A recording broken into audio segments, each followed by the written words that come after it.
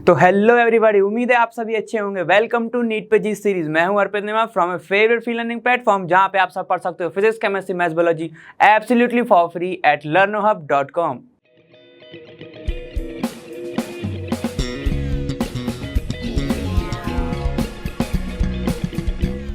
तो हम बहुत कुछ तो इलेक्ट्रॉन के बारे में जान चुके हैं कि एटम के अंदर इलेक्ट्रॉन क्या करता है, कहां पे रहता है, कैसे घूमता है। ठीक है, तो ये सब आप सभी को किसने क्लियर कर दिया था? बोर्स ने क्लियर कर दिया था। ठीक है, लेकिन अब और भी चीजें हैं उसको जानने के लिए, तो जिसके बारे में अपन डिस्कस करेंगे। तो इस वाले वीडियो में हम सारा क्वांटम नंबर पूरा कवर कर लेंगे और मैं बताऊंगा कि वहां पे से कौन सा क्वेश्चन जो है वो मेन आता है और कैसे पूछते हैं वो। तो चलो स्टार्ट करते हैं फिर।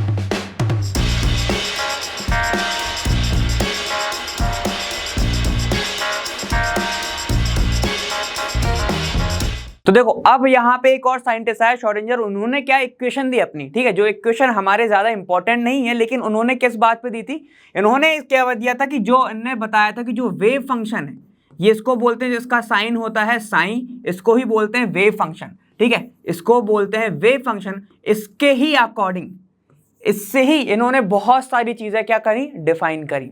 ठीक है, कि वहां पर क्या घूम रहा होगा, कैसे वो घूम रहा होगा। क्वांटम नंबर, जैसे कि 3 क्वांटम नंबर जो आए थे तो वो लगभग ऐसे ही आए थे। ठीक है, इन्होंने ही बताया था कि रेडियल नोड्स, एंगुलर नोड्स क्या क्या होते हैं, उन सब के बारे में। ठीक है, तो बस, लेकिन हमारे लिए ये इक्वेशन ज्यादा इंपॉर्टेंट नहीं है। ये ई, बस ई वी बता दे रहा हूं। ई जो क्या है वो है आपकी एनर्जी, ये है आपकी एनर्जी, ये होता है बेटा पोटेंशियल, ये है आपका पोटेंशियल। और यहाँ पर आपको जो एक्स, वाई और जो जेड दिख रहे हैं, ये सारे के सारे हैं कोऑर्डिनेट्स।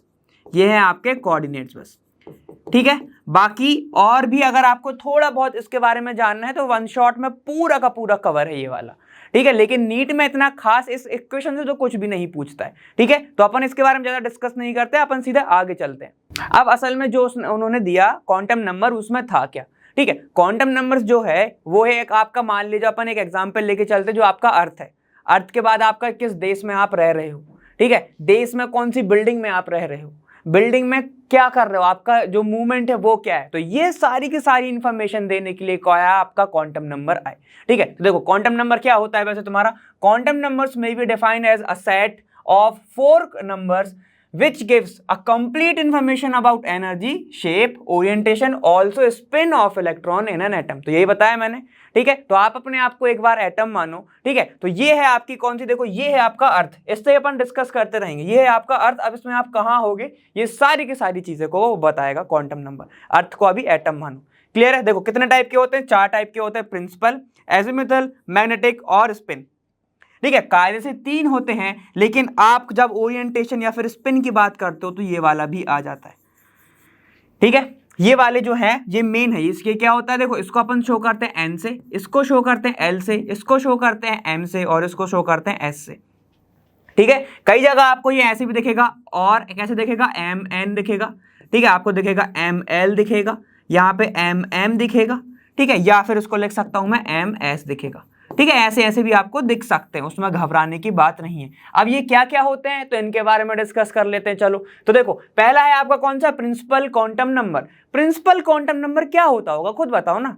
अपन जितने भी शेल्स की बात कर रहे थे, अपन शेल्स की बात कर रहे थे। ठीक है, मान लो आपका एक एटम है। ठीक है, तो ये अपने एग्जाम्पल लेके चलते हैं। आपका ये था, ये अर्थ है, तो यहां पर आपका जो कंट्री हो गया जहां पर आप रह रहे हो, ठीक है, जिसमें रह रहे, पूरा इंफॉर्मेशन नहीं दिया उसने, बता दिया सिर्फ ऑर्बिट आपका, तो वो क्या हो गया? आपका प्रिंसिपल हो गया। जैसे कि बताता हूं कि अगर मैं बात करूं कि ये आपका एक एटम है, ठीक है, और ये आपके क्या है? शेल्स हैं।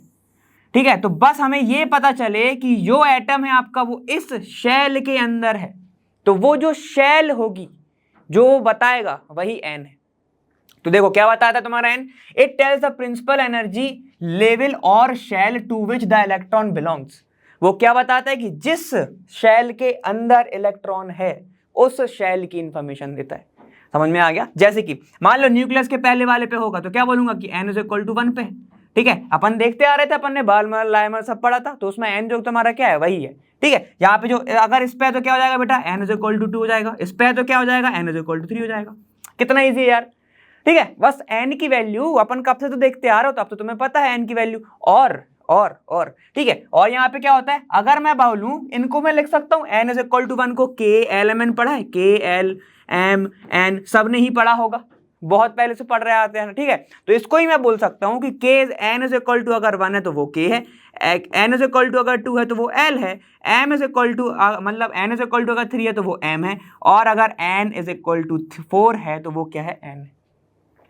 कितनी दूर जाते जा रहे हो न्यूक्लियस से एन की वैल्यू बढ़ते जाएगी, समझ में आ गया, ठीक है। जितना दूर जाते जाओगे न्यूक्लियस से एन की वैल्यू बढ़ती जाएगी, ठीक है। या भी बोल सकता हूं मैं कि जितना बड़ा एटम उतना बड़ा उसका रेडियस, मतलब उतनी एन की वैल्यू उसकी दूर, समझ में आ गया। तो वही बोलना चाह रहा हूं। चलो देखो अब क्या बताता है quantum number principal, it gives the average distance of electron from the nucleus, वही बात करी रेडियस टाइप का, ठीक है। यहां से लेके भाई यहां तक हो, यहां से यहां तक हो, यहां से यहां तक हो। जब रेडियस मिल गई तो एनर्जी मिल जाएगी कि नहीं मिलेगी, बताओ। मिल सकती है, बिल्कुल मिल सकती है, ठीक है। The maximum number of electron present in any principal shell is given by 2n²। अब कितने इलेक्ट्रॉन रह सकते हैं शेल के अंदर, ठीक है। तो ये आपको कैसे मिल सकता है, 2n² से। जैसे कि मैं बताता हूं कि अगर आपसे किसी ने पूछ लिया कि n इज इक्वल टू 1 के अंदर कितने इलेक्ट्रॉन होंगे, n मतलब शेल की बात चल रही है, ठीक है। शेल में कितने इलेक्ट्रॉन भरे होंगे, तो क्या करोगे बेटा, फॉर्मूला याद करोगे, 2n² लगाओगे, 2 इंटू 1 का स्क्वायर लगाओगे, और 1 का स्क्वायर मुझे नहीं आता, बहुत बड़ा होता है, सिर्फ मैं उसको छूट गया हूं, मैं उसको छोड़ दूंगा और सिर्फ 2 लिख दूंगा। मतलब पहले शेल में n इज इक्वल टू 1 पे कितने इलेक्ट्रॉन रह सकते हैं, ये दो रह सकते हैं, दिख रहा है ना, इतना 2 रख देंगे अपन। चलो आगे चलो, अगर n इज इक्वल टू मान लो 2 हो गया, n इज इक्वल टू 2 हो गया तो क्या हो जाएगा, ये हो जाएगा आपका 2 इंटू 2 का स्क्वायर, ये तो मुझे आता है, 1 का स्क्वायर नहीं आता है, ठीक है। तो ये कितना हो जाएगा 4, और ये हो जाएंगे 8। मतलब अब याद आ रहा है कि हम भरते थे कि k में 2 होते हैं, ठीक है। 2 8 8 8 8 कैसे आता था, ऐसे ही आता था, समझ में आया, ठीक है। तो जो आपका n होता है वो क्या बताता है, शेल बताता है, ठीक है। समझ में आ गया इतना। चलो अब थोड़ा आगे चलते, चलो शेल के बारे में देख लिया। अब किस बिल्डिंग में आपका इलेक्ट्रॉन रह रहा होगा, इससे चलो जरा, किस बिल्डिंग में आपका इलेक्ट्रॉन रह रहा होगा वो कौन बताएगा, ठीक है। तो वो बताता है आपका, या फिर वो इलेक्ट्रॉन का शेप क्या होगा वो कौन बताता है, वो बताता है आपका ये, ठीक है। इसका नाम क्या है, एजिमुथल क्वांटम नंबर। अभी बताया था, इसको कैसे शो करते हैं बेटा, एल से शो करते हैं, ठीक है। देखो यहाँ पे क्या बोला है, the number of sub shell present in main shell, ठीक है। मतलब यहाँ पे क्या हो रहा है, ध्यान से देखिएगा कि ये एक आपका एटम है, ठीक है। एटम के अंदर शेल है, शेल के अंदर सब शेल है, सब सेल है, मतलब वही बात हो गई ना, ये आपका घर, ये आपका अर्थ है, उसके अंदर एक शहर है, शहर के अंदर आपका घर है, घर के अंदर आप रह रहे हो, तो यही चीज चल रहा है, ठीक है। तो ये क्या होगा, शेल हो गया आपका n, सब शेल हो गया आपका l। तो ये बताओ, अब ये यहां बताना है अच्छे से कि घर के जो रेट हैं वो डिसाइड क्या करता है कि किस शहर में आप रह रहे हो, बिल्कुल करता है। तो बस ये भी जो फॉर्मूला निकलेगा ना वो ऐसे निकलेगा, ध्यान से देखना।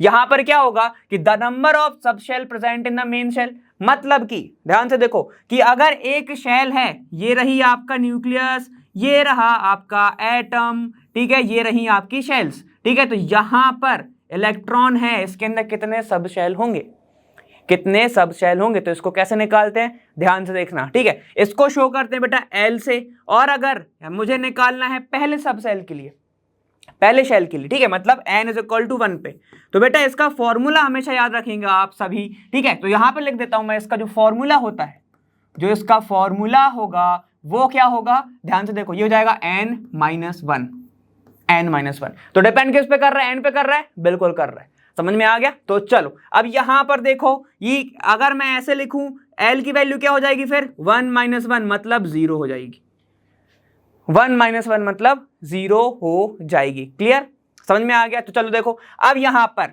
ध्यान से देखेंगे, l का अगर 0 वैल्यू है तो उसका मतलब क्या है कि वो s ऑर्बिटल के अंदर है, ठीक है। अगर l की वैल्यू बेटा 1 है तो मतलब वो किस में है, p ऑर्बिटल में है। l की वैल्यू अगर 2 है तो वो किस में है, d में है। l की वैल्यू अगर 3 है तो वो किस में है बेटा, f में है। तो ये सब होता है, ठीक है, s ऑर्बिटल, ठीक है, p ऑर्बिटल, ठीक है, d ऑर्बिटल, और ये आपका कौन सा, f ऑर्बिटल। समझ में आ गया। तो ये सब चीजें होती हैं इसमें। क्या क्या हो गया कि यहाँ पे आपको कितनी इंफॉर्मेशन मिल गई, शेल मिल गया, शेल के अंदर कौन से घर में रह रहा होगा, कौन से सब शेल में है, तो वो मिल गया एसपीडीएफ से। ठीक है, एसपीडीएफ क्या होते हैं, ऑर्बिटल होते हैं। ठीक है, जहां पे अपन अभी डिस्कस करेंगे कि शेप क्या होता है उसका, तो उसमें घबराने की बात नहीं है। ये होता है आपका क्या, क्वांटम नंबर्स पहला।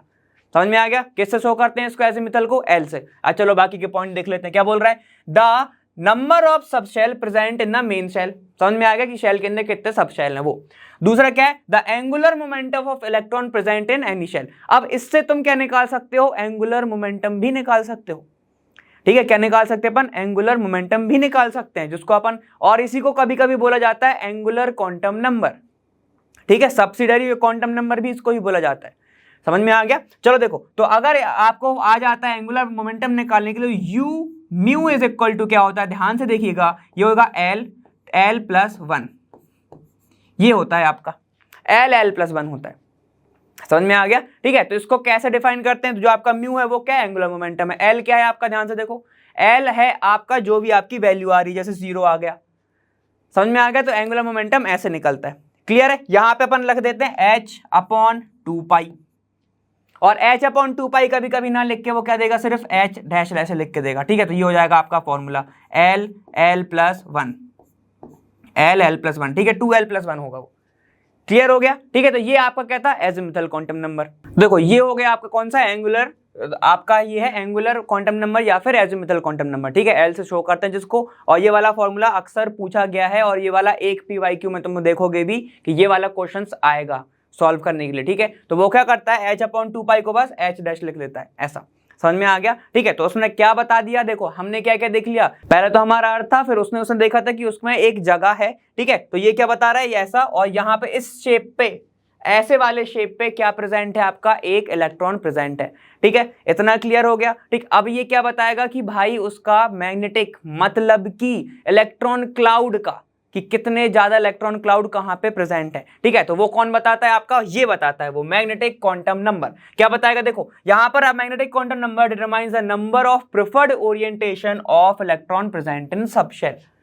ठीक है, समझ में आ गया। मतलब क्या बोल रहा है, ध्यान से देखिएगा कि यहां पर मैग्नेटिक क्वांटम नंबर ये बताता है कि यहां पर आपका जो इलेक्ट्रॉन क्लाउड है, जो आपका इलेक्ट्रॉन क्लाउड है, उसका ओरिएंटेशन वगैरह क्या है। समझ में आ गया, ओरिएंटेशन क्या है वो कौन बताता है, आपका मैग्नेटिक क्वांटम नंबर। समझ में आ गया। देखो इसका फॉर्मूला क्या होता है, मैग्नेटिक क्वांटम नंबर को m से शो करते हैं, इक्वल टू क्या होता है, 2l प्लस 1 होता है। ये 2l प्लस 1 होता है, मतलब सीधा सीधा देख रहा है हमें कि ये किस पे डिपेंड कर रहा है, l पे डिपेंड कर रहा है। समझ में आ गया। ठीक है, तो अगर l की वैल्यू मान लो 0 रही, ठीक है, तो ये क्या हो जाएगा, m इज इक्वल टू क्या हो जाएगा आपका, 1 हो जाएगा। ठीक है, और जो m है वो कहां से कहां तक वेरी करता है, वो वेरी करता है बेटा -l to l तक, मतलब उसकी जो वैल्यू है वो -l से l तक हो सकती है। समझ में आ गया। अब इसकी तो 0 मतलब 1 है, अगर इसका 1 है वैल्यू, तो ये कहां तक जा सकता है, जरा बताओगे। ठीक है, अगर इसका 1 है तो एक ही वैल्यू हो सकती है, मतलब यहाँ पे अगर l इज इक्वल टू 0 है तो ये हो जाएगा आपका 0, सिर्फ m क्या हो जाएगा, 0 हो जाएगा। 0 मतलब क्या है आपका, वो किस में है, स्फेयर में। समझ में आ गया। अब ध्यान से देखो, स्फेयर मतलब तुम्हारा बोल रहा हूँ एस ऑर्बिटल में। समझ में आ गया। चलो देखो, अब यहाँ पे अगर l की वैल्यू जो है वो 1 है, l की वैल्यू 1 है, तो m क्या हो जाएगा, देखो m हो जाएगा आपका 2 × 1 + 1 मतलब 3, और 3 में क्या वैल्यू आएगी, 3 में वैल्यू आएगी आपकी -1, 0 और +1। क्यों ऐसा क्यों आया सर, 1 2 3 क्यों नहीं आ गई, क्योंकि मैंने बताया अभी कि -l से l तक होता है, -l से l तक होता है, तो ये वैल्यू हो जाएगी आपकी। ठीक है, और ये वैल्यू ज्यादातर किस में मिलेगी आपको, p में मिलेगी। ठीक है, p में क्या होता है, p की जो वैल्यू होती है, ठीक है, यहां पर देखो l की वैल्यू 1 है, l की वैल्यू 1 मतलब p ऑर्बिटल है, p की जो वैल्यू है मतलब इसके पास 3 ऑर्बिटल हैं, ऐसे डब्बे डब्बे बना दो। ठीक है, एक की वैल्यू -1 है, एक की वैल्यू 0 है, एक की वैल्यू +1 है। ठीक है, इसमें जो आपके जो एक्सिस रहते हैं वो क्या रहता है, एक तो p एक्सिस, pz और py। अब मैं आपको पूरा स्पेसिफाई कर दूं, ध्यान से सुनिएगा कि यहां पर जो px है और आपकी जो py है, आप ये नहीं बोल सकते कि इसमें से किसकी वैल्यू +1 है और किसकी वैल्यू -1 है, ध्यान रखना ये बात। ठीक है, और pz हमेशा बेटा क्या होता है, 0 होता है।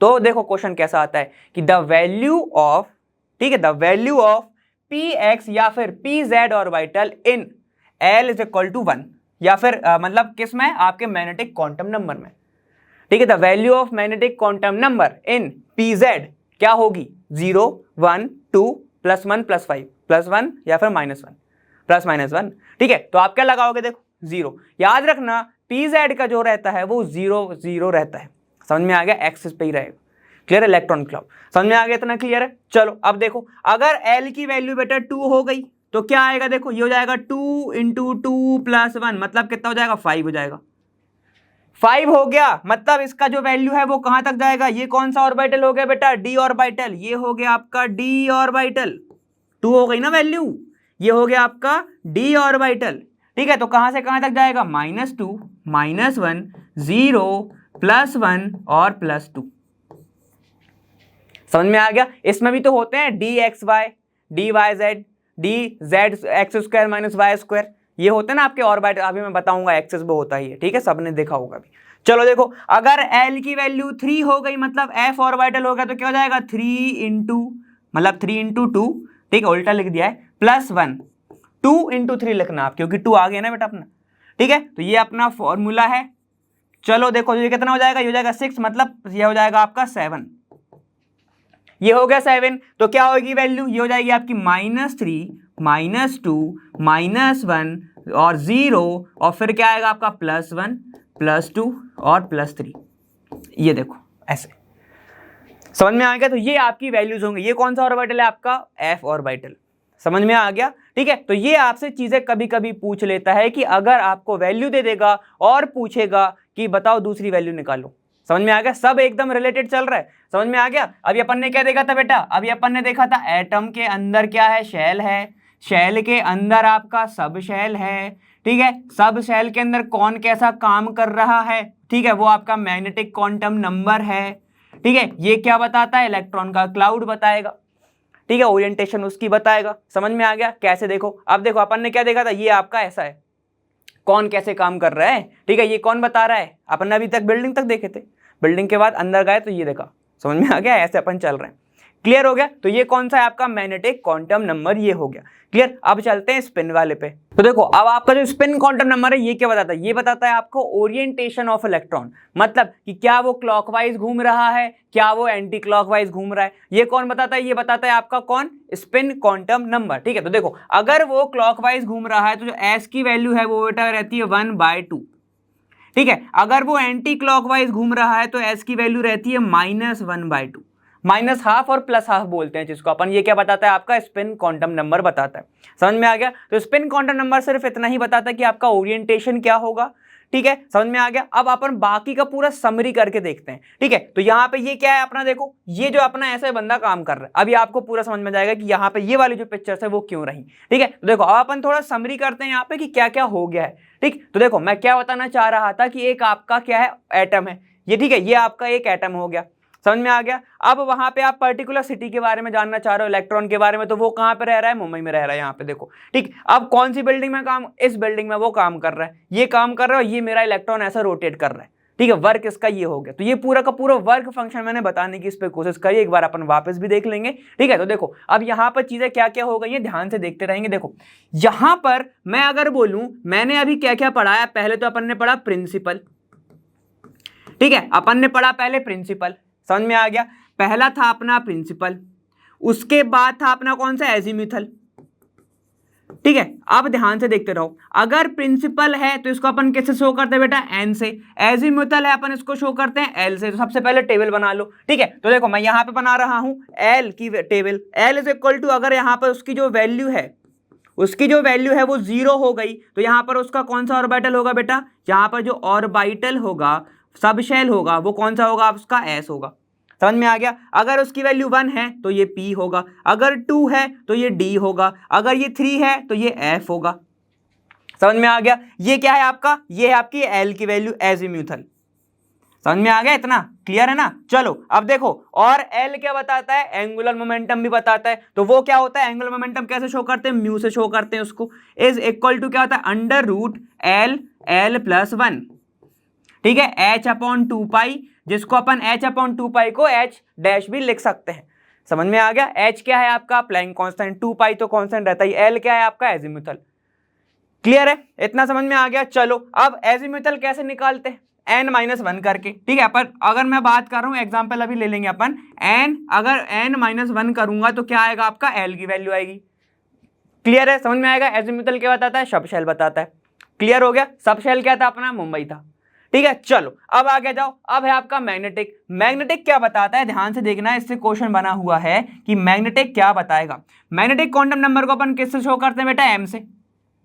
ठीक है, m से इसको शो करते हैं और इसकी वैल्यू क्या होती है, 2l+1 ऐसे निकलता है, फॉर्मूला इसका ये होता है। ठीक है, अगर मैं बात करूं l = 0, मतलब कि s की बात कर रहा हूं, ध्यान से सुनना, s की बात कर रहा हूं। ठीक है, for s orbital, for s orbital.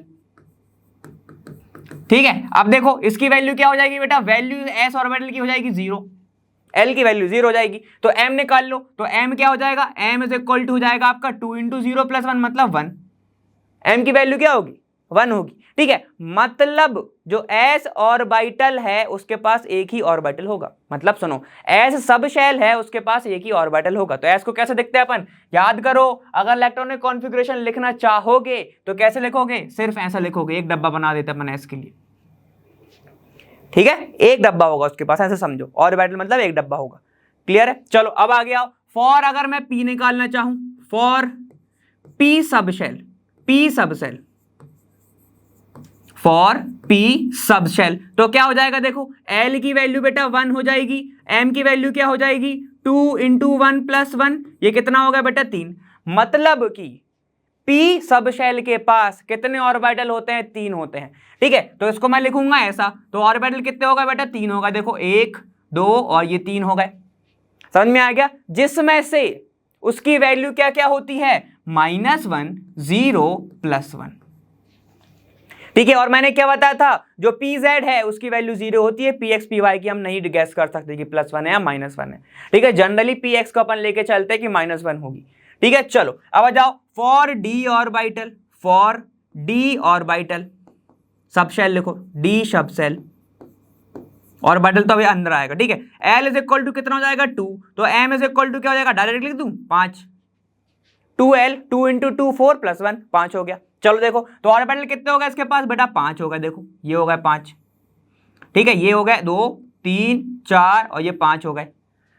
समझ में आ गया। वैल्यू क्या क्या होती है इसकी, -2 -1 0 +1 +2, ये होती है डी की वैल्यू। समझ में आ गया, आ रहा है ना मजा, ऐसे होता है, समझ में आ गया। चलो अब देखो, for f sub shell, f sub shell, ठीक है, तो इसकी वैल्यू क्या होगी, l = 3, तो 6 + 1 7, तो डाल लिख दूं मैं, m = हो जाएगा 7, तो वो कहां से आएगा, -3 -2 1, तो कितने होंगे उसके पास ऑर्बिटल, देखो बेटा उसके पास ऑर्बिटल होंगे 7, इसके पास होंगे 5, इसके पास होंगे 3, इसके पास होगा 1। समझ में आ गया, क्लियर है। ठीक है, अब कितने ऑर्बिटल में कितने इलेक्ट्रॉन भरोगे वो आगे आता है, ठीक है, वो अपन को आगे पढ़ना है। क्लियर हो गया। ठीक, अब स्पिन क्वांटम नंबर क्या बताता था, स्पिन क्वांटम नंबर बता रहा है कि जो इलेक्ट्रॉन है वो घूम कैसा रहा है, जो इलेक्ट्रॉन है वो कैसा घूम रहा है, ये कौन बताता है, स्पिन क्वांटम नंबर। तो यहां पर ये सब चीजें अपन को पढ़नी थी, अपन ने पढ़ी, समझ में आ गया। ठीक है, अब ध्यान से सुनो क्या क्या पूछता है। एक तो वो तुमसे पूछता है कि भाई जो वैल्यू है 0 किसकी होगी, +1 किसकी होगी। ठीक है, और इससे क्वेश्चन कैसे आते हैं, इससे क्वेश्चन ये पूछ लेता है तुमसे कि कौन सा जो ऑर्बिटल है, ठीक है, मतलब कि px py pz कौन सा सबशेल है कि उसकी जो इलेक्ट्रॉन डेंसिटी है अलोंग द एक्सिस रहती है, ठीक है, जिसके बारे में अपन आगे डिस्कस करेंगे। क्लियर हो गया। ठीक है, तो ये आपका क्वांटम नंबर था, समरी अपन ने ये देखी। और अगर जो भी चीज आएगी आपको, अगर मान लो उसने एक क्वेश्चन दे दिया, ठीक है, कैसे, ध्यान से देखना। अब एक बात और कि ये जो n है, ठीक है, कभी ऐसा नहीं होगा, जो n है हमेशा क्या रहेगा, l से क्या रहेगा, छोटा रहेगा।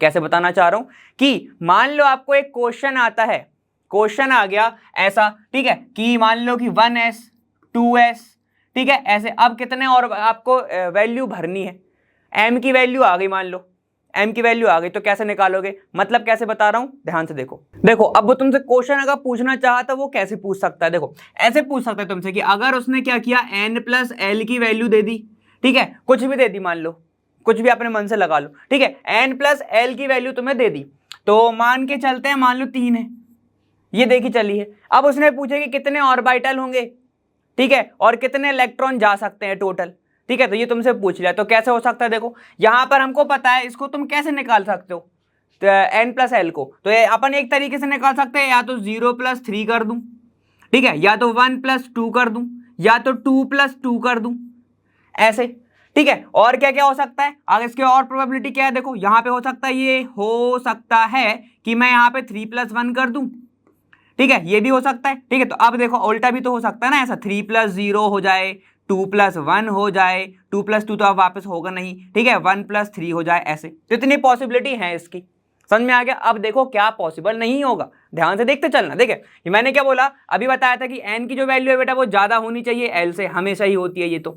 तो देखो क्या होगा, यहां पर अगर मैं बनाना चाहूं, ठीक है, n अगर 0 हो गया तो क्या बेटा एटम बचेगा, देखो n ही 0 हो गया, मतलब शेल ही नहीं बची, और अगर शेल ही नहीं बची तो एटम का काम का, ठीक है। तो 0 वाला तो हटा दो, तो ये तो गया, ये कोई काम का नहीं, समझ पा रहे हो। n मतलब क्या था, शेल था, शेल मतलब कि आप जिस देश में रह रहे थे, अब देश ही नहीं बचा तो आप कहां रहोगे, समझ रहे हो ना, वैसी बात बता रहा हूं मैं, क्लियर है। n मतलब क्या है, n मतलब वही है क्या, सेल, शेल नहीं है तो एटम नहीं है, समझ में आ गया। एटम नहीं है तो फिर क्या, काय का इलेक्ट्रॉन, कुछ नहीं, चलो छोड़ो। तो ये वाली वैल्यू तो गई। अब देखो अगर n की वैल्यू 1 है, अगर n की वैल्यू 1 है, ठीक है, तो ये क्या होगा, मान लो n 1 है, ठीक है। चलो तो 2 वैल्यू किसकी होती है, l में 2 वैल्यू किसकी होती है बताओ, d की होती है, ठीक है। तो क्या 1 के पास d होगा, 1 के पास d होगा, हो ही नहीं सकता, समझ पा रहे हो। d होता है क्या 1 के पास, नहीं होता है ना। चलो देखो अब अपन ने कैसे निकाला था d, कैसे निकालते थे, क्या यहां पर हम सभी को पता है l कैसे निकलता है बेटा, l कैसे निकलता है, n-1 निकलता है, ठीक है। अगर इसके पास 1 रहा, इसके पास अगर d है, मतलब उस l की वैल्यू 2 है, समझ पा रहे हो। अगर l की वैल्यू 2 है तो मैग्नेटिक नंबर लगा लो, देखो जैसे कि m = अगर इसके पास क्या हो जाएगा, फिर 2 × 2 + 1, मतलब क्या हो गया, देखो ये इसके पास कितने हो गए, 5 हो गए, 5 हो गए। तो 5 में d होगा क्या, पहले ऑर्बिटल में कहाँ d होता है, k एलिमेंट में, समझ में आ गया। पहले ऑर्बिटल में 2 इलेक्ट्रॉन जाएंगे। चलो देखो, तो 1 के पास बेटा d नहीं होता, चलो आगे जाओ, 2 + 2 मतलब 2 और फिर से d, 2 में d होता है क्या, 2 में भी d नहीं होता, चलो इसको भी हटा दो। चलो आगे आओ, 3 + 1, 3 + 1 क्या इसमें होगा, देखो 3 और 1 की वैल्यू क्या होती है, p होती है, 3 और 1 की वैल्यू कितनी होती है, p होती है। चलो ठीक है, ये वाला पॉसिबल है। 3 + 0 मतलब क्या होगा, 3s हो गया, 3s हो गया, ठीक है। यहां पर क्या होगा, देखो 2 + 1 मतलब p, 2 के पास p होता है क्या, s और p होता है क्या, 2 के पास p होता है। चलो देखो यहां पे क्या होगा 1, और ये s, ये 3 किसकी वैल्यू है, f की वैल्यू, क्या ये होगा, तो ये भी पॉसिबल नहीं है, समझ में आ गया, ठीक है। तो एक बार मैं आपको सभी को बता देता हूं कि अगर n = 1 है, ठीक है, तो इसके पास जो पॉसिबल है वो सिर्फ s ऑर्बिटल, समझ में आ गया, क्लियर है। चलो देखो अगर n की वैल्यू बेटा 2 है तो इसके पास s और p है, अगर n की वैल्यू 3 है तो इसके पास s, p और d है, अगर n की वैल्यू 4 है तो उसके पास s, p, d और f है, ये सब ऑर्बिटल है इस सेल के अंदर, जैसे k एलिमेंट, ठीक है। तो इसको मैं ऐसे भी लिख सकता हूं, अगर k = n1, k l m n, अगर आपको ऐसे पता है तो भी ठीक है। k मतलब n की वैल्यू 1, 1 मतलब a की ऑर्बिटल होगा, कौन सा, s होगा, समझ में आ गया। इसीलिए अपन ने ये क्या किया, सीधे नकार दिया। देखो क्या 1 के पास f दिख रहा है, नहीं दिख रहा है सर, p d f भी नहीं दिख रहा है, समझ गए, ऐसा है, क्लियर। SPD हम लोगों के टाइम पे एक वो आता था, पावर रेंजर SPD, देखा होगा किसी ने तो, ठीक है। चलो अगर देखा है तो बहुत मजा आता था उसमें, सबको रेड रेंजर बनना रहता था मेरे दोस्तों को, ठीक है। चलो जाओ, तो ये सब है। तो पॉसिबिलिटी देखो क्या क्या हो गई, पॉसिबिलिटी बेटा 3p की है, ठीक है, 3s की है, ठीक है, और यहां पर ये क्या है, 2 + 1 मतलब 2 और p की है, ठीक है। तो कितने इलेक्ट्रॉन जा सकते हैं, तो अभी हमने देखा था, देखो यहां पे कितना आ रहे हैं टोटल, p के अंदर जाते हैं 6 इलेक्ट्रॉन, s के अंदर जाते हैं 2 इलेक्ट्रॉन मैक्सिमम, और p के अंदर कितने जाएंगे, अगेन 6 इलेक्ट्रॉन, मतलब कितने हो गए टोटल, 6 और 6 12 और 2 14 इलेक्ट्रॉन जा सकते हैं। मतलब अगर आपसे ये पूछा गया कि n + l है = 3 है, तो हाउ मेनी इलेक्ट्रॉन, कितने इलेक्ट्रॉन फिल हो सकते हैं, कैन बी फिल्ड, ठीक है, ऐसे। तो आप क्या ऐसे निकालोगे, समझ में आ गया? तो ये आपको ऐसे पैटर्न को फॉलो करना है और ऐसे आपको आंसर निकालना है। क्लियर है? समझ में आ गया? ठीक है। और अब उसने अगर स्पेसिफिक लोकेशन दे दी तुम्हें, ठीक है, कभी कभी वो पूरा स्पेसिफिक लोकेशन दे देगा और पूछ लेगा स्पिन क्वांटम नंबर बता दो। ठीक है, तो अगर आपको अभी तो बताना नहीं चाहिए लेकिन बता रहा हूं, अगर आपको इस ऑर्बिटल में ऐसा दिख रहा है, ठीक है, तो यहां पर देखना, अगर वो क्लॉकवाइज डायरेक्शन में है, कौन सा डायरेक्शन में? क्लॉकवाइज डायरेक्शन, ऐसा ऊपर साइड एरो हो रही जिसकी, ठीक है, तो उसकी वैल्यू बेटा होती है +½ ठीक है। और अगर वो एंटी क्लॉकवाइज है, ऐसा दिख रहा है आपको, ऐसा, ठीक है, तो इसकी वैल्यू बेटा -½ होती है। ठीक है, इसको अपन एंटी क्लॉकवाइज बोलते हैं। समझ में आ गया? तो ये सब कुछ ऐसे ऐसे टॉपिक्स हैं, ऐसे ऐसे आपको क्वेश्चंस आ सकते हैं, तो ध्यान रखिएगा इन सब क्वेश्चंस के बारे में। क्लियर? समझ में आ गया? तो अपन को ऐसे याद रखना है, और एक हमेशा याद रखेंगे कि n जो है बेटा वो ग्रेटर देन होता है l से। देख पा रहे हैं हम सभी? देखो n सब में ही बड़ा है लगभग, ठीक है, और जिसमें वो बड़ा नहीं है वो सब क्रॉस हो चुके हैं, देख रहे हो, वो सब क्रॉस हो चुके हैं। देखो यहाँ पे n बड़ा, n बड़ा, n बड़ा, n बड़ा, ठीक है, समझ में आ गया? तो ये सब कॉन्सेप्ट को थोड़ा सा आपको ध्यान रखना है, ऐसे इस बेस पे आपको कुछ क्वेश्चंस करने हैं, काफी आपको इजी हो जाएगा। लास्ट में एक बार और दिखाना चाहता हूं मैं कि मैंने क्या बताया था कि ये जो आपका एटम है, ठीक है, एटम के अंदर अगर अपन को इलेक्ट्रॉन की लोकेशन ढूंढनी है तो ये हमारा इलेक्ट्रॉन इस शेल के अंदर है, ठीक है, और इस सब शेल के अंदर वो काम कर रहा है, ठीक है, उसका मैग्नेटिक मूवमेंट ये है और ये हमारा इलेक्ट्रॉन हो गया।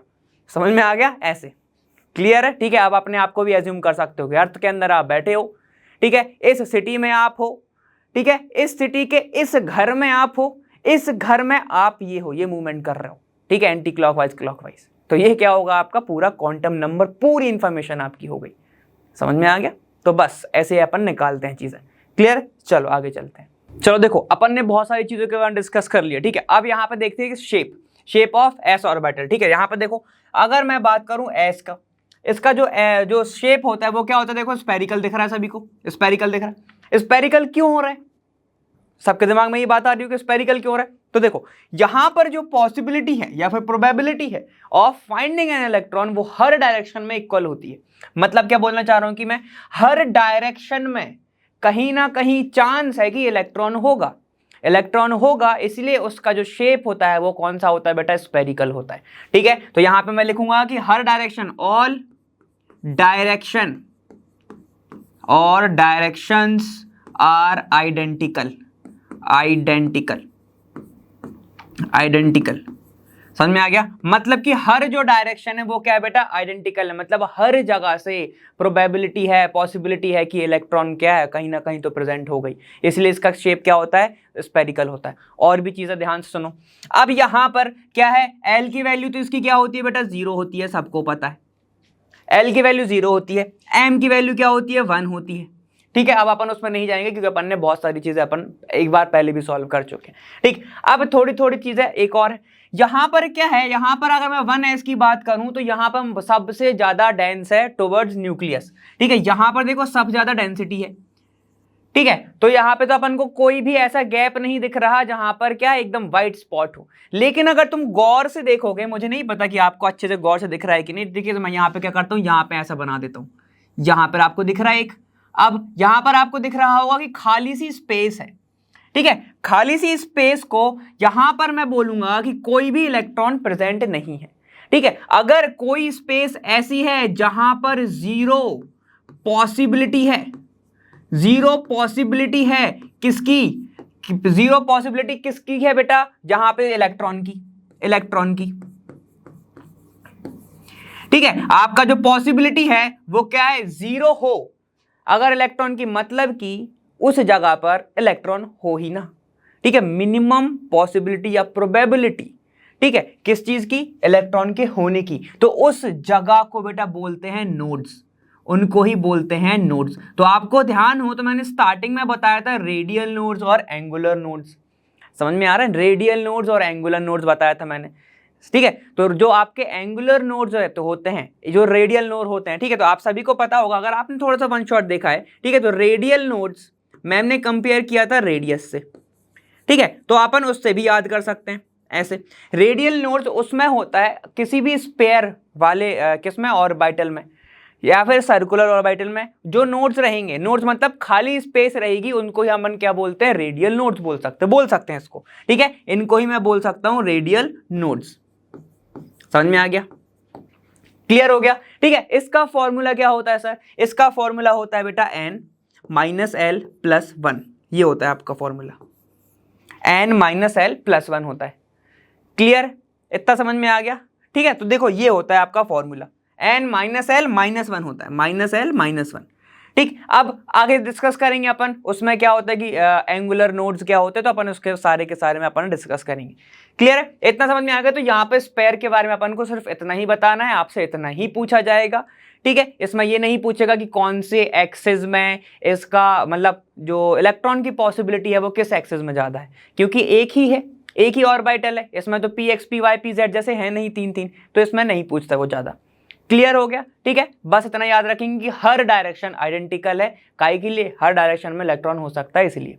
क्लियर? समझ में आ गया? पी पे चलते हैं। चलो पी की बात कर लेते हैं। एक छोटा सा जो पॉइंट है वो आप एस में जोड़ सकते हो कि अगर आपसे पूछ लिया कि नंबर ऑफ नोड्स निकालो, ठीक है, तो आपको कुछ नहीं करना। अगर मान लो आपको यहाँ पे बता रहा हूँ कि एन एस में पूछा गया है, ठीक है, कि nth ऑर्बिटल के अंदर, nth सेल के अंदर ये वाला एस है भाई, इसके अंदर नोड्स कितने होंगे, ठीक है, मतलब खाली स्पेसेस कितनी होंगी। बस देखो ध्यान देना कि जो 1s होता है उसमें होते हैं जीरो नोड्स, मतलब एक भी नोड नहीं होता, मतलब एक भी खाली स्पेस नहीं होती, हर जगह इलेक्ट्रॉन प्रेजेंट हो सकता है।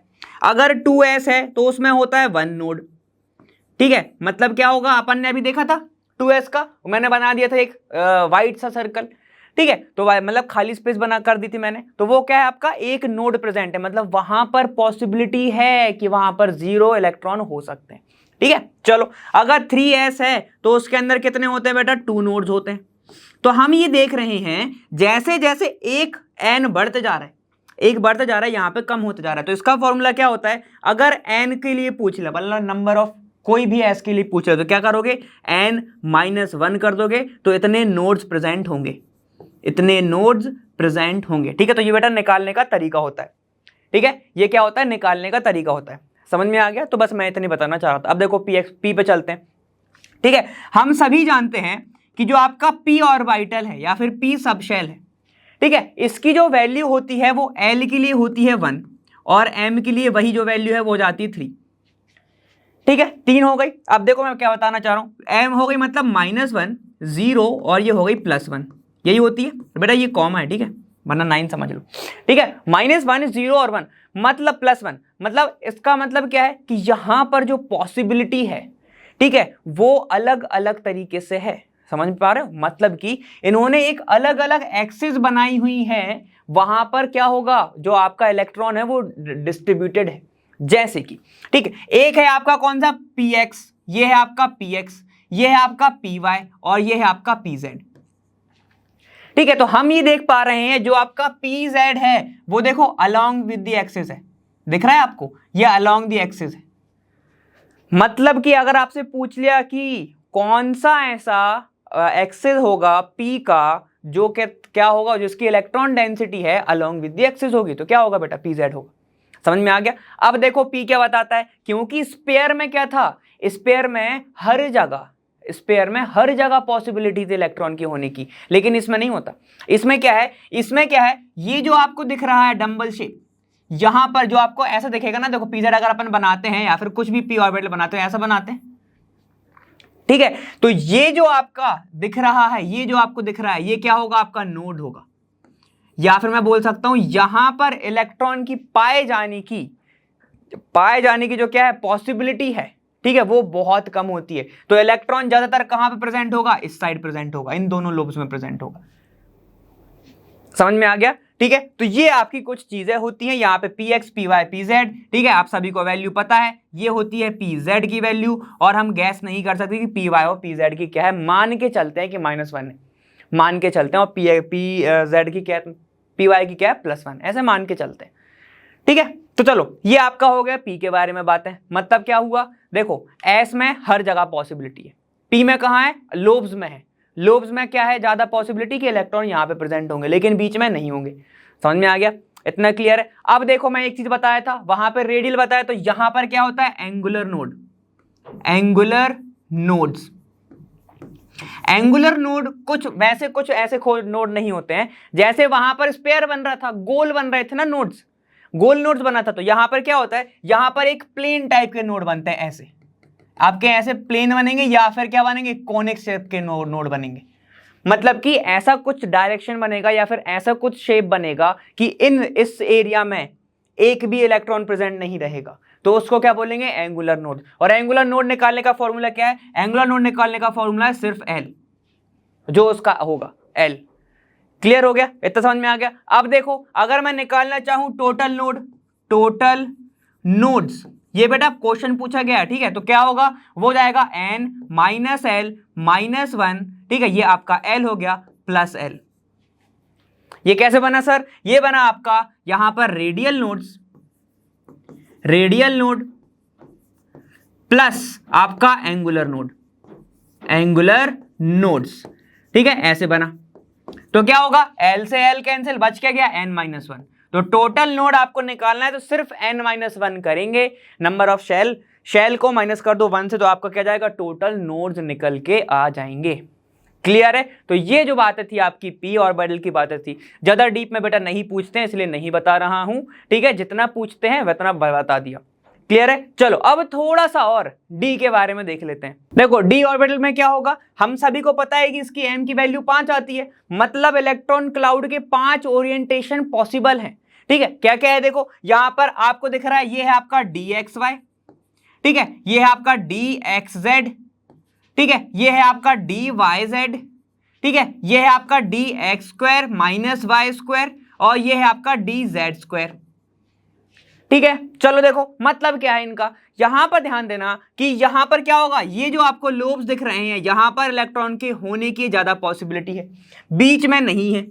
बीच में क्या है, वही जो तो आपका पी ऑर्बिटल वाला सीन है वैसे इसका सीन है, समझ में आ गया, ठीक है। यहाँ पे क्या होगा, यहाँ पे भी बहुत कम ही पॉसिबिलिटी है इलेक्ट्रॉन के होने की, तो मैं बोल सकता हूँ नोड्स होगा ये, नोड्स होगा ये, ठीक है। क्या स्पेरिकल बनेगा, बिल्कुल नहीं बनेगा स्पेरिकल, ठीक है। कैसा बनेगा, यहां पर जो आपका बनेगा वो भी एंगुलर ही बनेगा, n-1 l माइनस एल, ठीक है, वो वाला, ठीक है। यहां पर देखो अब 2-3 चीजें और है, क्योंकि इसकी m की वैल्यू बेटा 5 होती है, इसका जो वैल्यू है वो कितना होता है आपका -2 -1 0 +1 +2, यही होता है। क्लियर है। अब ध्यान से देखना, ध्यान से देखना, आपका पी एक्स वाई मतलब डी एक्स वाई, ठीक है, यहां पे लिख रहा हूं डी एक्स वाई, ठीक है, डी वाई जेड और डी आपका एक्स जेड, ये तीनों के तीनों आइडेंटिकल होते हैं, याद रखना, ये तीनों के तीनों होते हैं आइडेंटिकल, आइडेंटिकल होते हैं, ठीक है, ठीक है, ये होते हैं आपके आइडेंटिकल। क्लियर हो गया, मतलब तीनों के तीनों एक ही जैसे दिखते हैं, ये देखो ये तीनों के तीनों एक ही जैसे दिख रहे हैं, ठीक है। वहीं पर आपका जो D X square minus Y square और आपका डी जेड स्क्वायर, ये दोनों के दोनों परपेंडिकुलर होते हैं, ठीक है। और मैं एक चीज बोल सकता हूं कि ये दोनों के दोनों क्या होते हैं, अलोंग विद द एक्सिस होते हैं। इसका जो इलेक्ट्रॉन क्लाउड बनता है वो उसके एक्सिस के अलोंग बनता है, साथ ही साथ बनता है, ठीक है। तो अगर क्वेश्चन पूछ लिया कि डी में कौन का इलेक्ट्रॉन क्लाउड उसके एक्सिस के अलोंग बनता है, साथ साथ बनता है, तो किसका बनता है बेटा, इन दोनों का बनता है। बाकी के इन दोनों क्या होते हैं, इन दोनों के जो आपके लोब्स हैं वो बीच में होते हैं, देखो दिख रहे हैं। अगर मैं इसको ऐसे बनाना चाहूं 2D में, ये तो थोड़ा सा ऐसा दिख रहा है, ऐसे बनाना चाहूं, देखो कैसे, यहां पे बना रहा हूं, ये है आपका ऐसा, एक एक्सिस ये हो गई, एक एक्सिस ये हो गई, तो कैसे बनेंगे, देखो इन दो चारों के बीच में ऐसे ऐसे बनेंगे, ठीक है। तो ये आपका कोई भी मान लो, इसको पी एक्स वाई मान लो, ठीक है, पी एक्स जेड मान लो, या फिर पी वाई जेड मान लो, पी वाई जेड मान लो, कुछ भी मान लो, ये सारे के सारे क्या है बेटा, आइडेंटिकल है, ये सारे के सारे आइडेंटिकल। समझ में आ गया, ठीक है। तो यही मैं बताना चाह रहा था, क्योंकि m की वैल्यू क्या है, सुन लो अच्छे से, m की वैल्यू क्या बताती है, m की वैल्यू ये बताती है कि ओरिएंटेशन ऑफ इलेक्ट्रॉन क्लाउड कितने होंगे और कैसे होंगे। समझ में आ गया, ठीक है। तो अपन ने क्या क्या देखा, एक बार देख लें अपन, आप ध्यान से देखो। अपन ने देखा कि ओरिएंटेशन s के केस में क्या था, एक ही था, ठीक है। देखो एक ही केस था कि भैया उसका एक ही केस है, वो यही हो सकता है, बस उसका बस यही हो सकता है, लेकिन उसके अंदर नोड्स होंगे। नोड्स क्या होंगे, वहां पर कुछ जगह पर इलेक्ट्रॉन ना हो, उसको नोड्स कहते हैं, ठीक है। तो इलेक्ट्रॉन क्लाउड का ये सीन था कि एक ही जगह हो सकता है, क्योंकि उसकी वैल्यू 1 आई थी। चलो अब पी की बात करो, क्योंकि पी की वैल्यू 3 आई थी, तो मतलब 3 जगह ओरिएंटेशन हो सकता है इलेक्ट्रॉन क्लाउड का, कहां पे, एक्स पे, वाई पे, जेड पे, P X P Y P Z पे। क्लियर है, समझ में आ गया, उसकी वैल्यू भी पता है -1 0 +1 यही होती है। तो उसने ये बोला P के केस में क्योंकि उसकी वैल्यू 3 है तो इलेक्ट्रॉन क्लाउड भैया PZ पे भी हो सकता है, वो इस तरह भी घूम सकता है और वो नीचे भी घूम सकता है। समझ में आ गया, तो उसने ये बोला। क्लियर हो गया, जिसमें से 0 जो वैल्यू होती है वो PZ की होती है, लेकिन अपन को x और y की इतनी खास डिफाइन नहीं है। क्लियर है, अपन ऐसे गैस नहीं कर सकते। समझ में आ गया। इलेक्ट्रॉन कहां पे हो सकता है, लोब्स में हो सकता है। इसमें क्या होगा, एंगुलर नोड्स, पीछे क्या था, रेडियल नोड्स। क्या फॉर्मूला था उसका, n - 1 n - 1 ये था। ठीक है, रेडियल का आपका, एंगुलर का क्या है, सिर्फ L अकेला। क्लियर है, चलो देखो ये अपना हो गया P का। D में क्या था, क्योंकि D में जो वैल्यू आई थी वो बेटा 5 की आई थी। ठीक है, जो D में जो वैल्यू आई थी वो आपकी आई थी 5 वैल्यू, मतलब इलेक्ट्रॉन क्लाउड 5 तरीके से ओरिएंट कर सकते हैं, ऐसे ऐसे घूम सकते हैं, ओरिएंटेशन उनका हो सकता है। ठीक है, कैसे हो सकता है, PXY, PYZ, PXZ। ठीक है, ये तीन हो गए, और ये तीनों के तीनों क्या है, आइडेंटिकल है। देख सकते हो यहाँ पे दिख रहा है सभी को, ये तीनों के तीनों आइडेंटिकल है। समझ में आ गया। अब देखो जो क्वेश्चन बन सकता है, क्वेश्चन क्या बन सकता है, अलोंग दी एक्सिस कौन से इलेक्ट्रॉन क्लाउड होते हैं, तो px² - z²। ठीक है, और आपका कौन सा, y² और एक d आपका z²। समझ में आ गया, क्लियर, पूरा का पूरा समझ में आ गया ना इतना। यहां पर नोड्स कौन कौन से उगते हैं, आपके एंगुलर नोड्स होंगे। क्लियर, ठीक है। और अगर आपको ns के लिए, nth के लिए s में कितने नोड्स होंगे, कैसे निकालोगे, n - 1 करके निकालोगे, क्या दिक्कत। ठीक है, तो ये सारे का सारा जो क्वेश्चन पूछे जाते हैं अपन ने यहां पर कवर कर लिए। ठीक है, क्वेश्चन कैसे कैसे पूछे जाते हैं, एक बार लिखना चाहो लिख लो। कौन कौन सा पूछता है वो, पहला तो एंगुलर नोड्स, रेडियल नोड्स। ठीक है, तो और उसका साथ में टोटल नोड्स। ठीक है, ये क्वेश्चन बनता है। और क्या बनता है, इसमें से बनता है बेटा कि भाई एक्सिस के अलोंग कौन सा इलेक्ट्रॉन क्लाउड है, वो बनता है। ठीक, m की वैल्यू निकालो, क्वांटम नंबर से नहीं बता रहा हूं, सिर्फ इस शेप वाले टॉपिक से बता रहा हूं। क्लियर है, तो ये सारे के सारे क्वेश्चंस अभी तक तो बने हैं और ये पूछे जाते हैं। ठीक, चलो अब थोड़ा सा आगे चलते हैं। चलिए भाई, ये सारे का सारा अपन ने इलेक्ट्रॉन की बात कर ली कि कौन कहां कैसा होगा। ठीक है, तो अब एक साइंटिस्ट आए, उन्होंने बोला कि यार तुम लोग तो ढूंढते ही रह रहे हो कि कहां पे क्या होगा। ठीक है, मगर ये तो बताओ कि उसको जमाओगे कैसे, कैसे उनको डिस्ट्रीब्यूट करोगे, कैसे उनकी फिलिंग करोगे। तो फिर वहां पे बहुत अच्छा क्वेश्चन सबको लगा, तो उन्होंने कहा मैं ही बता देता हूं। तो अफवाह आए, उन्होंने कहा कि उनके इंक्रीजिंग ऑर्डर ऑफ एनर्जी के अकॉर्डिंग हम उनको जमाएंगे। उन्होंने कहा ऐसे कैसे निकाल लोगे increasing order of energy, energy का क्या फॉर्मूला दिया, उन्होंने बोला कि n+l रूल में लगाऊंगा। ठीक है, तो जिसकी वैल्यू ज्यादा आएगी उसको मैं बाद में भरूंगा, ऐसे बोला उन्होंने। ठीक है, तो देखो उन्होंने क्या बोला है पूरा statement, in a ground state of atom the orbital are filled in the order of their increasing energy, जो मैंने बोला। ठीक है, और क्या है, electron first occupy the lowest energy orbital available to them and enter into a higher energy orbital only after the lower energy orbital are filled. ये इनने बातें करी। ठीक है, क्या क्या हो गया, ध्यान से सुनेंगे। मान लो उन्होंने ऐसा ऑर्डर दिया कि पहले 1s भरेगा, फिर 2s, फिर 2p, 3s, फिर ऊपर जाएगा 3p, 4s, फिर 3d भरेगा, फिर 4p भरेगा, 5s, ऐसे ऐसे ऑर्डर दिए। ठीक है, ये सर ये हमने देखा एनसीईआरटी में, समझ में खास आया नहीं था, आप समझा दो। देखो बेटा यहां पे क्या है, 1s, ठीक है उसको भूल जाओ अभी, 1s, 2s, 2p, थोड़ा बिगाड़ के लिख लेते हैं, 3d, ठीक है 3s, और यहां पे मैं लिख ले रहा हूं चलो 4p, और फिर मैंने यहां पे लिख दिया एक 4s और 3d, ऐसे 3d, 3p, 3 यहाँ पे अपन ने ऐसे जमा दिया। ठीक है, p रह गया, चलो इसको p बना लो, तो ये p हो गया। ठीक है, किसी ने कहा इनको जमा दो, तो कैसे जमाओगे, n+l रूल से। तो देखो l की वैल्यू सबसे पहले पता होनी चाहिए, s के लिए होती है 0, p के लिए 1, d के लिए 2, और f तो है ही नहीं, फिर भी लिख लो 3।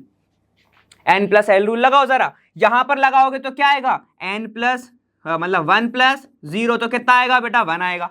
ठीक है, यहां पर लगाओ क्या आएगा, 2+0 मतलब कितना आएगा, 2 आएगा। इस पे लगाओ तो कितना आएगा, 2+1 मतलब कितना आएगा, 3 आएगा। यहां पे लगाओ 3+2 मतलब कितना आएगा, 5 आएगा। यहां पर लगाओ 3+0 मतलब कितना आएगा बेटा, 3 आएगा। ठीक है, यहां पे लगाओ 4+1 कितना आएगा, 5 आएगा। यहीं पे लगा दो अब 4s पे, 4+0 कितना आएगा, 4 आएगा। अब यहां पे लगाओ, यहां पे क्या लगाएंगे, 3p है, 3p है तो मतलब 3+1 मतलब कितना, 4। अब देखो फंस गए, अब अपन कैसे फंस गए, देखो यहां पर 1 है, चलो ठीक है, तो सबसे पहले तो यही भर देंगे, तो लगा दो 1s। ठीक है, कम है ना, कम है ना, इंक्रीजिंग ऑर्डर कम से ज्यादा पे जाना है, ठीक है। तो देखो 1s, फिर 2 2 2, सिर्फ 2 इसकी है तो लगा दो 2s। अब देखो 3p, यहां पे आके 2p का भी कितना आ रहा है, 3 आ रहा है, ठीक है, और 3s का भी 3 आ रहा है, 3s का भी 3 आ रहा है, 2p का भी 3 आ रहा है, तो कौन सा पहले भरेगा? तो हमेशा एक कॉन्सेप्ट, अब देखो जो मैं बताना चाह रहा था वो आ चुका है, वो क्या है ध्यान से देखेंगे। हमेशा याद रखना, एनर्जी जो है, जो एनर्जी है वो डायरेक्टली प्रोपोर्शनल होती है एन की वैल्यू के, एन के। समझ में आ गया? यहां पे नहीं दिख रहा होगा, वापस लिख दूंगा, अभी सुन तो बस लिया ना, ठीक है। तो देखो मैं क्या बोल रहा हूं, जो एनर्जी है वो बेटा डायरेक्टली प्रोपोर्शनल होगा एन की वैल्यू के। मतलब क्या बोलना चाह रहा हूं, एनर्जी उसकी ज्यादा होगी जिसकी एन की वैल्यू ज्यादा होगी। तो देखो यहां पर आपको एन की वैल्यू किसकी ज्यादा दिख रही है, देखो यहां पे 3 है, यहां पे 2 है, तो एनर्जी किसकी ज्यादा होगी? ऑब्वियसली सर इसकी ज्यादा होगी।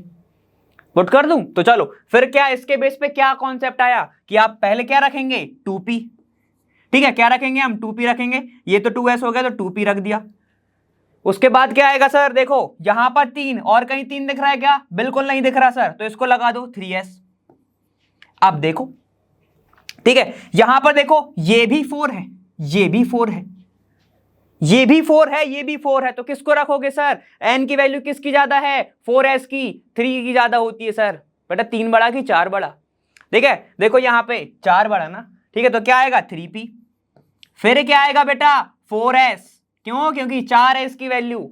अब देखो इसीलिए तो खेल हो जाता है, ध्यान से देखो। अब देखो ये हो गया 5, ये हो गया 5, 3d का भी 5 है, 4p का भी 5 है, कौन सा पहले रखोगे? सर पहले हम रखेंगे 3d, फिर हम रखेंगे 4p। सीख गए तुम, सीख गए, समझ में आ गया? यहीं पे कंफ्यूज होते हैं सब, ठीक है। देखो इसको याद करने की कोई जरूरत नहीं है यार, क्या ही याद करोगे करके, समझ रहे हो? लेकिन अगर तुम मान लो, अगर तुमसे कोई क्वेश्चन ऐसे पूछ ले कि arrange in a decreasing order of energy, decreasing decreasing, ठीक है, तो क्या करोगे? इसका उल्टा कर दोगे। अब वहां पर ये याद करने तो नहीं बैठोगे ना, 1s 2s, ठीक है, फिर 2p 3s 3p, ऐसे तो याद करने नहीं बैठोगे। वहां पे कॉन्सेप्ट लगाओ ना n+l वाला, n+l लगाओगे तो आंसर आएगा तुम्हारा, वरना थोड़ी आएगा। समझ पा रहे हो? तो ये करना है हमें, क्लियर है? अब देखो जो जो कॉन्सेप्ट थे मैं वापस लिख दे रहा हूं, क्या क्या कॉन्सेप्ट थे ध्यान से देखेंगे। देखो मैंने क्या बोला, मैंने बोला कि जो एनर्जी है, जो आपकी एनर्जी है वो डायरेक्टली प्रोपोर्शनल होती है एन की वैल्यू पे, एन की वैल्यू पे। एन की वैल्यू ज्यादा, एनर्जी ज्यादा, तो उसको नहीं लिखेंगे, बाजू वाले को लिखेंगे, समझ गया? उसको नहीं लिखेंगे, बाजू वाले को लिखेंगे, ठीक है। चलो देखो, तो इसके ही ऑर्डर पे अपन ने जमाया, क्या जमाया था? पहले 1s आया था, फिर 2s आया था, फिर 2p आया था, फिर 3s आया था, ठीक है, फिर 3p आया था, फिर 4s आया था, फिर 3d आया था। क्यों? क्योंकि इसकी वैल्यू कम थी, इसकी वैल्यू ज्यादा थी। ये देखो पहले 0 हो गया ना, s तो 0 हो गया, l की वैल्यू, d कितना है? d तो 2 है, तो ये हो गई वैल्यू। समझ में आ गया? ठीक है, तो यहां पे क्या करेंगे आप, एक तो ये कॉन्सेप्ट याद रखेंगे एनर्जी वाला, और कौन सा लॉ लग रहा है बेटा यहाँ पे, कौन सा फॉर्मूला लग रहा है? n+l वाला रूल। इसके अकॉर्डिंग ही आप यहां पर इलेक्ट्रॉन को भरेंगे। क्लियर? समझ में आ गया? ये कोई नहीं, ये थे अपने अफवाहू, बहुत अच्छे, अभी तक ये फेल नहीं हुए, इसी बेस पर अपन भरते हैं। लेकिन केमिस्ट्री एक्सेप्शन आएंगे। देखो यहां पर 1-2 एक्सेप्शन है, एक है आपका कॉपर और एक है आपका क्रोमियम, याद रखना ये बात।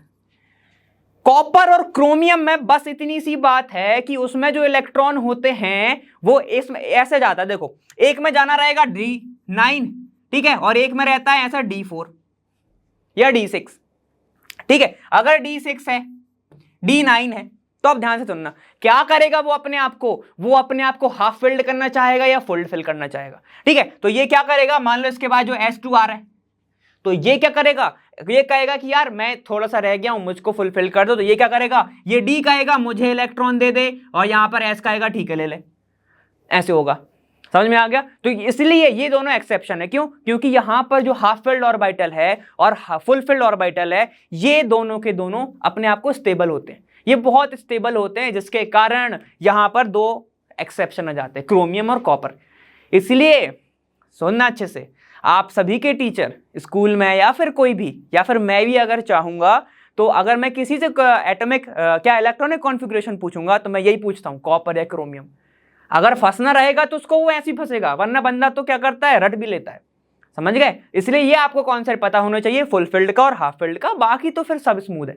चलो आगे चलते हैं। देखो अब है आपका कौन सा, पॉलिस। ठीक है, यहां पे आप ये छोटे छोटे कॉन्सेप्ट है। क्या बोल रहा है कि N orbital can have maximum 2 electron and these must have opposite spin. तो ये बोलना चाह रहा है भाई कि अगर कोई ऑर्बिटल है ऐसा, ठीक है, ऐसा प्रेजेंट है, ठीक है, और सिंगल ऑर्बिटल समझते हैं इसको ऐसे, ये देखो सिंगल से समझते हैं, फिर अपन आगे से समझेंगे कि उन्होंने बोला है अगर 2 इलेक्ट्रॉन है, ठीक है, ऐसा अगर 2 इलेक्ट्रॉन है तो वो अपोजिट स्पिन में ही भरने चाहिए।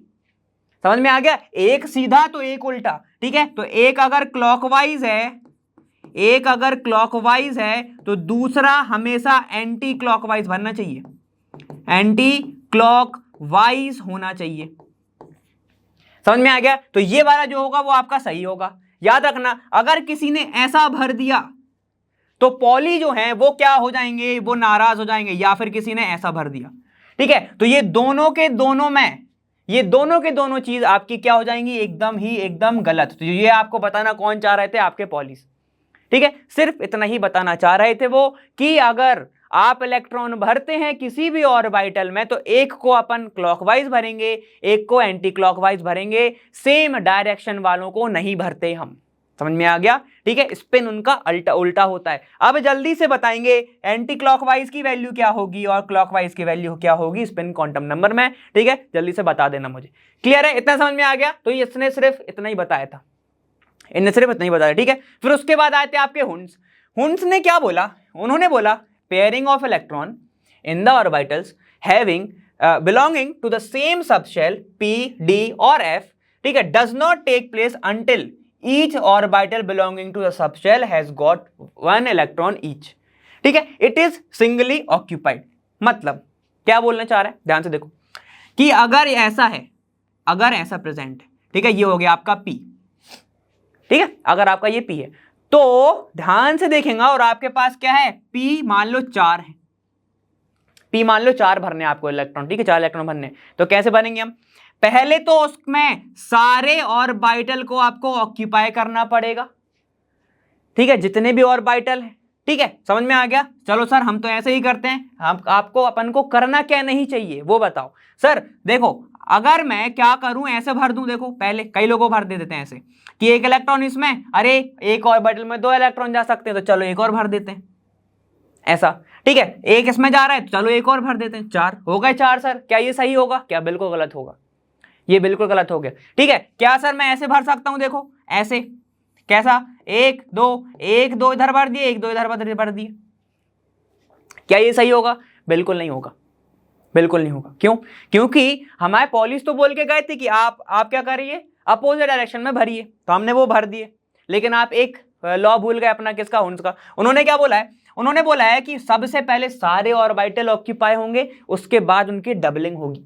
कैसे? देखो जैसे कि अपन ने ये भरा, ठीक है, तो सारे के सारे ऑर्बिटल को आप ऑक्यूपाई करो, 4 इलेक्ट्रॉन है तो पहला एक, ठीक है, और सीधा उल्टा नहीं भरना, पहला फिर दूसरा फिर तीसरा, और जब चौथा आएगा अगर उसके पास कोई ऑर्बिटल नहीं है, ठीक है, तब यहां पर डबलिंग होगी और वो भी अपोजिट डायरेक्शन में। फिर अपन फॉलो करेंगे कौन सा, पॉलिस। समझ में आ गया? ठीक है, तो बस यही था आपका, हुंस ने यही बताना चाहा था। ये बोल रहे थे कि आप उल्टे सीधे ना भरें। ठीक, चलो देखो जैसे कि अगर मैं भरना चाहता हूं ऐसे S2, ठीक है, NS2, यहां पे NP मान लो 5 है, ठीक है, NP 5 है, तो कैसे भरूंगा, ध्यान से देखो, ऐसे भरूंगा मैं। देखो ये रहा आपका ऐसे, देखो 1 2, अब ऐसे नहीं भरूंगा 1 2, ठीक है, ऐसे नहीं जाएगा, 1 2 इसके हो गए, S का है तो S में ही होगा, एक S फिर दूसरा। ठीक है, अगर इसका इलेक्ट्रॉन है तो इसमें ही जाएगा, इधर उधर नहीं जाएगा। क्लियर है? देखो आप P के भरो, 1 2 3, ठीक है, फिर ये चौथा पांचवा, चौथा और ये पांचवा। समझ में आ गया? सबसे पहले ऑर्बिटल को हम फिल करेंगे, सबसे पहले हम फिलिंग करेंगे, उसके बाद उसका डबलिंग करेंगे। समझ में आ गया? तो ये कौन थे आपके, हुंस से, यही बताना चाहता उन्होंने, ये अपने हुंस ने बताया, पॉलिस ने भी। लगभग दोनों का कॉन्सेप्ट जो है साथ साथ चलता रहता है। क्लियर है, आगे चलते हैं। तो देखो इतनी सारी चीजें जो है अपन ने पूरे चैप्टर में पढ़ी, ये सारी चीजें पूछी जाती हैं, ठीक है। क्या क्या पढ़ लिया अपन ने, देखो अगर मैं थोड़ा सा साइड होके आपको बताते जाऊं तो अपन ने सबसे पहले पढ़ा था कैथोड। कैथोड क्या थी, नेगेटिव चार्ज ही, वहां से आगे आपका कौन सा आ गया था, आपके पास जो इलेक्ट्रॉन आया था वहीं से आया था कैथोड से, ठीक। उसको थोड़ा स्टडी करा, उसका अपन ने चार्ज वगैरह निकाला, ठीक है, यहाँ पे, और यहाँ पे अपना क्या आया था, स्पेसिफिक चार्ज आया। उसके बाद वहीं से अपन को एनोड मिला, ठीक है। उन्होंने कहा था क्योंकि एटम तो नेगेटिव नहीं होता है, ठीक है, पूरा समरी कर रहा हूं अपन, नेगेटिव नहीं होता है एटम, तो उन्होंने कहा कुछ तो ऐसा होगा जो उसको न्यूट्रल कर रहा है, तो प्रोटॉन आ गया, ठीक है। अब वहीं पे वो मास की डिस्कवरी कर रहे थे, तो मास उनका डबल आ रहा था, तो सिर्फ प्रोटॉन और इलेक्ट्रॉन का आना चाहिए था, और इलेक्ट्रॉन को तो नेग्लिजिबल होता है, ठीक है। तो डबल क्यों आ रहा है, तो वहां से क्या हो गया, न्यूट्रॉन आ गया, ठीक है, वहां से आ गया आपका न्यूट्रॉन। तो चलो यहाँ पे इलेक्ट्रॉन, प्रोटॉन, न्यूट्रॉन ऐसा डिस्कवर हो गया। न्यूट्रॉन के पहले उन्होंने रेडियोएक्टिविटी निकाली थी, तो वहां से अल्फा, बीटा और गामा आ गए थे। अल्फा क्या होता है, पॉजिटिवली चार्ज होता है, ठीक है। इसीलिए जब रदरफोर्ड ने क्या किया था, देखो यहाँ पे ऐसा पार्टिकल करा था, तो कुछ पार्टिकल पूरे घूम के आ गए थे, क्यों, क्योंकि बीच में होता है प्रोटॉन, और अल्फा पार्टिकल क्या होता है बेटा, पॉजिटिव होता है, तो पूरा घूम के आ गया था वो। उसके पहले, ठीक है, इलेक्ट्रॉन, प्रोटॉन, न्यूट्रॉन कहां प्रेजेंट होंगे, वहां कहां पे होंगे, तो यहाँ पे किसने दिया था, थॉमसन ने दिया था कि एक पॉजिटिव स्पेयर है, अंदर क्या होंगे, इलेक्ट्रॉन होंगे, जिसके कारण एटम की न्यूट्रलिटी हो जाती है। तो ये फेल हो गया, क्यों, क्योंकि ऐसे थोड़ी प्रेजेंट होता है, वाटरमेलन उन्होंने दिया था मॉडल।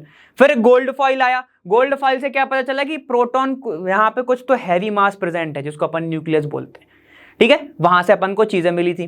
क्लियर है। अब यहाँ पे एक इंपॉर्टेंट टॉपिक, यहाँ पे एटम का साइज कितना बताया था उन्होंने, 10⁻⁻10, ठीक है, 10⁻⁻10 बताया था रेडियस, और यहां पर न्यूक्लियस की रेडियस कितनी बताई थी, न्यूक्लियस की रेडियस 10⁻⁻10 थी, और बाकी एटम की कितनी थी, 10⁻⁻15। ऐसी था, थोड़ी न्यूक्लियस की जो है वो तो छोटी होगी ना, वो बड़ी होगी, तो उसका अपोजिट कर लो। क्लियर है। तो ये सारी की सारी चीजें तुमसे पूछी गई थी उसमें, ठीक। उसके बाद ये सब चीजें हो गई, फिर कौन आया आपके, फिर अपन ने उसके बाद पढ़ा था कि इलेक्ट्रॉन जो है वो सिर्फ पार्टिकल नेचर शो नहीं करता, वहां पर वेव नेचर भी शो करता है, ये पढ़ा था। वेव नेचर में हमने क्या पढ़ा था, देखो वेव नेचर में हमने पढ़ा था इलेक्ट्रोमैग्नेटिक वेव्स, ये सब पढ़ा था, ईएम वेव्स। उसके पहले अपन ने पढ़ा पार्टिकल नेचर में photo electric effect. Photo electric effect में एक आपकी इक्वेशन आई थी, याद है कि नहीं याद है, E is equal to W plus K E. W क्या है यहाँ पे आपका h/μ0, और के ई क्या है 1/2 mu², ठीक है, और ये क्या है h/μ, ठीक है। ये इक्वेशन अपन को मिली थी, किसने दी थी, ये आइंस्टाइन ने, आइंस्टाइन के साथ मिलकर मिली थी, प्लैंक ने दी थी, ठीक है। μ0 क्या है बेटा, थ्रेशोल्ड। थ्रेशोल्ड क्या होता है, न्यूक्लियस से जितनी पावर से इलेक्ट्रॉन जुड़ा हुआ है, वो मिनिमम एनर्जी देने पर इलेक्ट्रॉन निकल जाए न्यूक्लियस को छोड़ के, वो क्या होगा, थ्रेशोल्ड एनर्जी होगी, और वो फ्रीक्वेंसी क्या होगी, थ्रेशोल्ड फ्रीक्वेंसी होगी, ठीक है। तो वो यही है। एच की वैल्यू कितनी होती है, 6.6 इंटू 10⁻34, ठीक है। कैसे याद रख सकते हो, ऐसे याद रख सकते हो, 6.6 इंटू कर दो, कितना, इन दोनों का इंटू करो, माइनस कितना आएगा, 66 आएगा, 6.62 लिख लो, तो यहाँ पे -34 लिख सकते हो, ऐसे, ठीक है। सबके तरीके अलग अलग होते हैं, ठीक है। तो 6.6, 6×6 34, समझ गए, 6.6 इंटू 10⁻34 होता है। क्लियर है। और मास ऑफ इलेक्ट्रॉन तो मेरे ख्याल से बोलोगे नहीं, प्रोटॉन का जो चार्ज है वही इलेक्ट्रॉन का चार्ज होता है, बस नेगेटिव होता है। क्लियर है। फिर ये सारे के सारे डिस्कस करने के बाद इंपॉर्टेंट टॉपिक्स आते हैं हमारे बोर्ड्स। बोर्ड्स ने क्या बोला, बोर्ड्स ने कहा भैया रेडियस इतनी होती है, आपके लिए जो इंपॉर्टेंट है वो ये है, मैंने आपको डिराइव करके भी बताया था, ठीक है, कि आप ऐसा ना हो कि सिर्फ रट के चले जाएं, बस कॉन्सेप्ट आपको पता होने चाहिए, इसीलिए बताया था, ठीक है। रेडियस कितनी होती है, 0.529, ठीक है। सर्कल का हाफ कर दो लगभग, मतलब एक का हाफ कर दो, एक एटम का निकाल लो, हाफ कर दो, 0.5 आएगा, उतना ही याद रख लो, या फिर 0.53 याद रख लो, इंटू n²/z। यहाँ पे देखो, यह ध्यान देना, यहां पर अगर मैं सर्कल की बात करूं, सर्कल को तोड़ दो, आधा कर दो, ठीक है, तो कितना होगा, 0.5 बोल सकता हूं आधे को।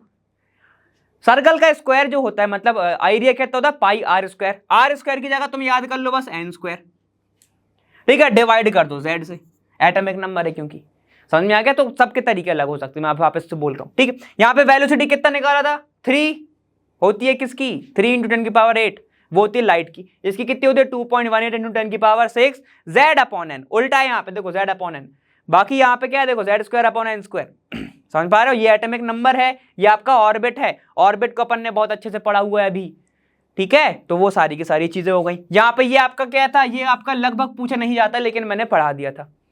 क्लियर है, ठीक है। तो ये आपने बोर्स हो गए थे और उसके बाद अपन ने जो पढ़ा वो तो आप सभी को पता ही है। अपन ने श्रोडिंगर पढ़ा, श्रोडिंगर से छोटा सा था वेव फंक्शन, वहां से अपन ने क्या पढ़ा था, चीजों को आगे डिस्कस करा था। क्लियर है, ठीक है। तो ये सारी की सारी चीजें आपको याद रखना है बेटा, ठीक है। और मैं आपसे बोलते रहूंगा कि आप फॉर्मूले इसको याद रखें, चाहे तो मैं यहाँ पे थोड़े बहुत लिख देता हूँ, ठीक है। जैसे अपन ने अभी रेडियल का पढ़ा था, ठीक है, रेडियल का पढ़ा था, एंगुलर का पढ़ा था, ठीक है, एंगुलर का पढ़ा था। तो रेडियल का क्या होता है, देखो रेडियल क्योंकि वर्ड बड़ा है तो यहाँ से याद रख लो n माइनस एल माइनस 1, इसका क्या होता है बेटा, सिर्फ l होता है। टोटल निकालना है तो क्या करोगे, टोटल नोड्स अगर निकालने हैं तो क्या करोगे, ध्यान देना, वो हो जाएगा आपका n माइनस 1, ठीक है।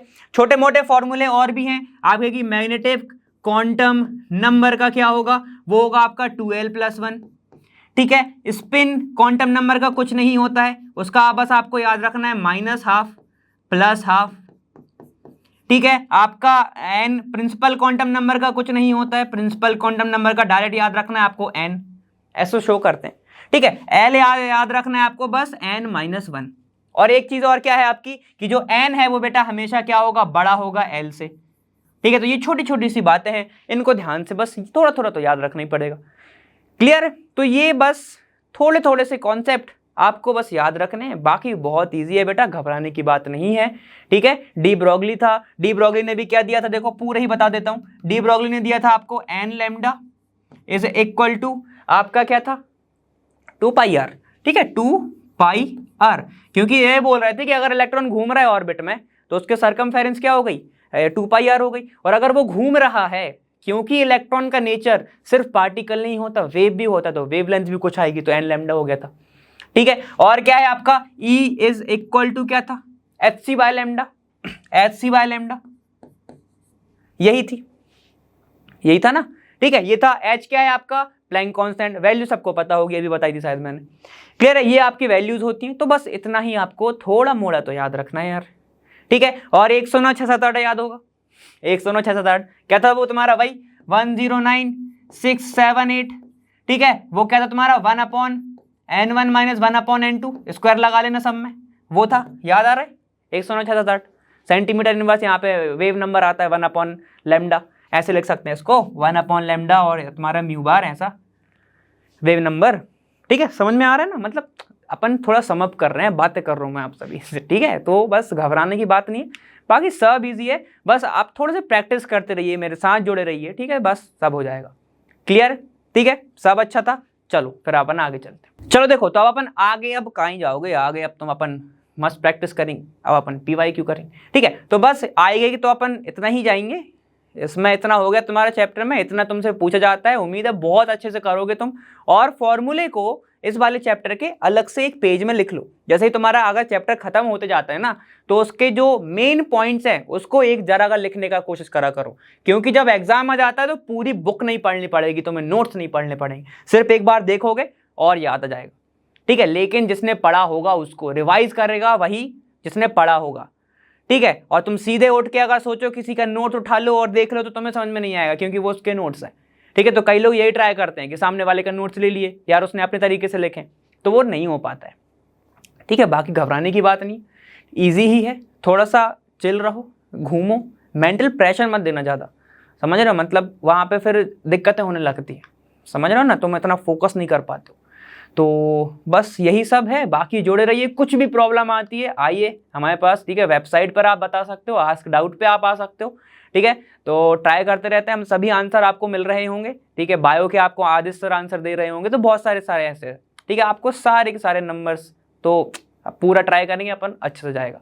क्लियर है, तो बस बहुत बातें हो गई, अब मिलूंगा आपसे आने वाली वीडियो में, और मैं मिलूंगा वहाँ लर्न वहाँ फ्री है पर बेस्ट जहाँ। Thank you so much.